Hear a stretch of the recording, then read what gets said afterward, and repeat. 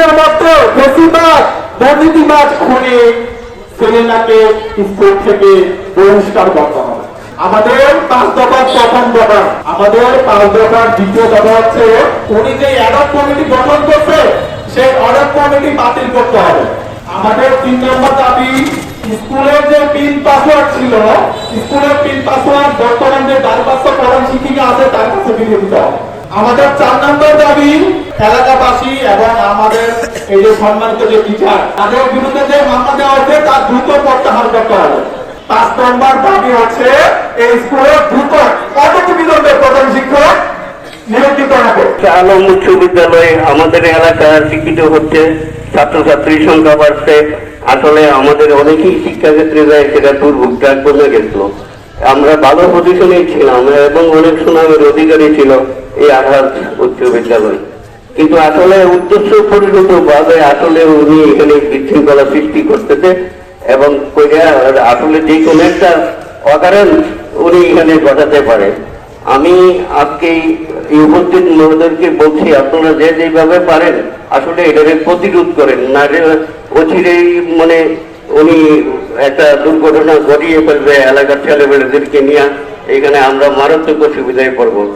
আপনাদেরকে বিনীত অনুরোধ করছি, আজকে প্রশাসন সাংবাদিক আপনারা যারা উপস্থিত আছেন, আপনারা অত্যন্ত অনতিবিলম্বে আপনারা একটা প্রয়োজনীয় ব্যবস্থা গ্রহণ করেন আমাদের সম্মানের সাথে, এলাকার সাথে, আমাদের বাচ্চার সাথে। ছাত্রছাত্রী এবং অভিভাবক তারা আপনাকে চায় না, আপনি এখানে যাওয়ার দরকার নাই, আপনি আপনার জায়গায় বসে থাকেন, আপনি ওই স্কুলে যাবেন না। কিছুদিন যায় নাই, এই 2-3 দিন পূর্বে উনি স্কুলে যায় ঢোকার পর ছাত্রছাত্রী তাদেরকে মেনে নিতে রাজি না, গার্জিয়ান কিন্তু তাদেরকে মেনে নিতে রাজি না, তাকে এখানে সরে যেতে বলেছেন, যে সরে চলে আসছে। আইসা সে একটা মামলা করেছে।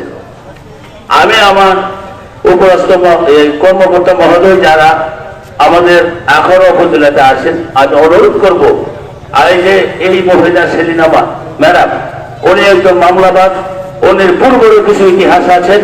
উনি যে গ্রামে বাস করতেন, উনি আরেকটা স্কুলে চাকরি করতেন, কি করতেন না করতেন ওইগুলো কিন্তু আছেন, ওনার রেকর্ড আছে।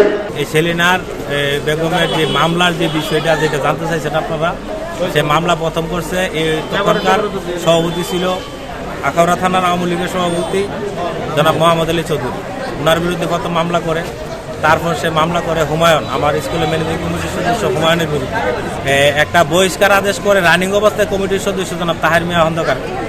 এরপরে সে মামলা করে মুবারক হোসেনের বিরুদ্ধে, আবুল বাশার মুবারকের বিরুদ্ধে, যে মামলাটার কোনো ভিত্তি নেই। 15 লক্ষ টাকার একটা আত্মসাতের মামলা আমরা পরবর্তীতে যাই পাইলাম।